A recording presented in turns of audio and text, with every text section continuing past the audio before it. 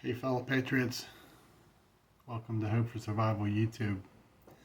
This is News Break number 5 on this 11th day of April 2024. Hope this finds you all doing well. You survived the eclipse without terror and all the other numerous things that were floating through the airwaves that had a lot of people somewhat terrified. As I said in the last video, if you're bothered by it, stay at home. That's where you're safest, right? Or at least you should be safest. I wanted to drop this video down with a couple of news items that I've noticed this week that may not be directly impacting, but they could have they could set a precedence for other states to follow suit. That could then impact you possibly. So let me bring up those items here. The first item was the sentencing yesterday or today. Michigan school shooter's parents sentenced to 10 years in prison for not stopping a runaway train. This is the first such case where parents are convicted of being responsible for their teenage son possessing a gun and killing 4 students. This was back in 2021.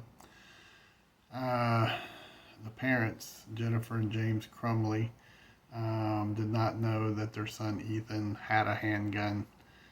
He caught it his beauty in a backpack when he was dropped off at high school, but the prosecutors convinced jurors the parents still played a disastrous role in the violence. These parents have already served 2.5 years because they couldn't come up with the bail of $500,000. On the day of the shootings, the son Ethan had evidently drawn some form of a threatening photograph that the school then called the parents to come for a meeting, and they didn't, and the shooting occurred. These parents had earlier this year were already convicted of involuntary manslaughter. Okay, and some folks who were parents of the victims spoke out in agreement with the sentencing, while there's others who have been involved in other active shooter cases as victims and survived spoke out against this sentencing. So it's going to be interesting to see if other specifically blue states follow suit in this case, and what precedent it could set in the year to come. There was also a case, I believe in Virginia, where a school assistant principal, you may remember this, where a 6-year-old came to school with a handgun and shot a teacher. The school assistant principal has now been charged with 8 felony counts in this case. So that's at least 2 states in a week that are stepping up and blaming, holding accountable others. This next one I pulled out because more and more I'm seeing sitting officials or newly appointed officials to the federal government. In this case, is a State Department official who defends the new DEI policies, changes to the policies, and openly, this representative openly spoke out, calling the past model of America too white, and it's a failed historic model. And then the State Department came out and defended this new czar appointed over the DEI position of the federal government. This is not a case of black or white. This is a case of an appointed person to a federal position who is supposed to represent the good and values of all Americans, regardless of your color. And I'm seeing more and more officials who are being appointed who are making such statements by their skin color against the skin color of other Americans, who are, by the way, taxpayers who pay the salary of this position. I believe this will continue. It's not going to get better. We're not just seeing words, we're also seeing follow through, appointments, job hires, and so forth. It's not based on the qualifications of a resume, but it's people being hired into positions that they're not the best qualified person for the job, but they're being appointed because of their skin color. Another news item, well, more and more, I don't know if you're seeing in different news platforms, more and more people who are snapping and just going off. There was a case, there's numerous cases, but two specifically this week was the video on the lady walking up the stairwell, and the male with a hoodie came up and pushed her down the steps, concrete steps, and robbed her. And then this other case where the man was accused of pulling a knife on a child that was riding a bike down the sidewalk.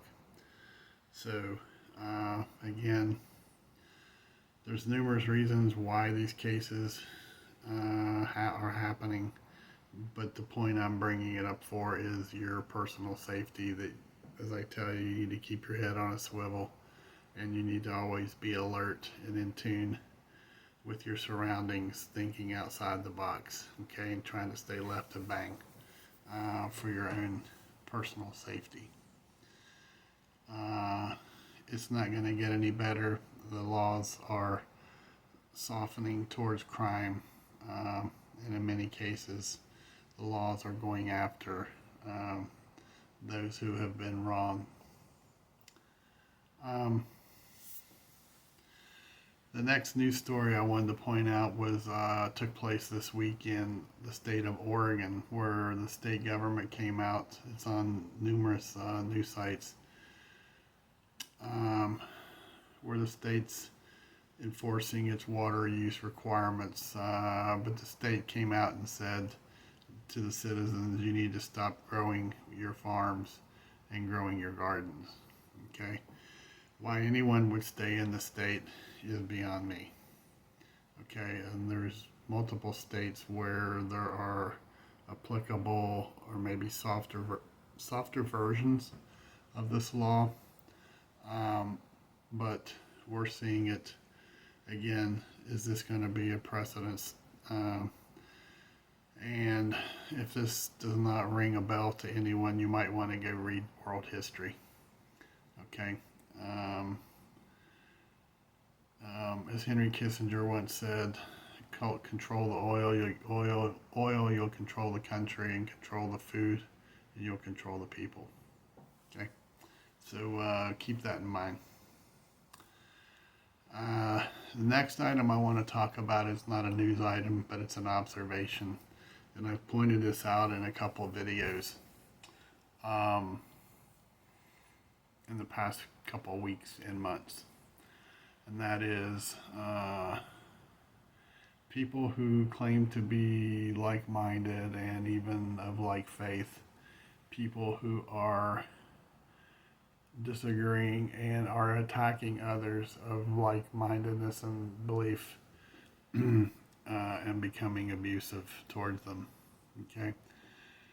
I'm a firm believer in we can agree to disagree, but still show the other person some respect. And even if you don't respect that person, at least have enough respect for yourself and dignity to know when to end the conversation. Okay? And it kind of reminds me of a story about little Johnny. You've heard many stories about little Johnny, right? So little Johnny and his buddy Chris were walking down the sidewalk, and little Johnny had the leash to his dog in one hand, and he was carrying a plate covered in tinfoil in the other hand. And Chris asked where they were going, and they said, "We're going to Miss Jones's house. My mom's sending this pork chop over to Miss Jones." And little Chris said, "Well, can I see it?" And they stopped, and little Johnny said, "Sure." So they lifted the foil off, and little Chris said, "Well, that's not a pork chop, that's a pork steak." And little Johnny said, "No, it's a pork chop. My mom said so." Little Chris said, "Well, anyone would know that that's not a pork chop, it's a pork steak." So little Johnny got frustrated, and he set the plate on the ground, and he pushed Chris and told him he was wrong. And then little Chris pushed little Johnny back, and it went back and forth until they stopped.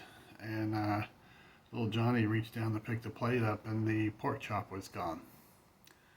And the little Johnny's dog was licking his chops. Okay? And little Johnny said, "I know I was right and you were wrong." He said, "Now I'm going to get in trouble, and my mom's going to be really mad at me." And so they turned around and started walking back towards little Johnny's house, and little Chris kind of leaned over and bumped into little Johnny and said, "Oh, Johnny, that was such a silly conversation that had no real meaning. What does it matter if it was a pork chop or a pork steak? The whole point was to deliver the plate to where your mom said for us to take it." The point being is we all have beliefs and we all have positions that we take on certain things, whether it's politics, whether it's history, whether it's faith.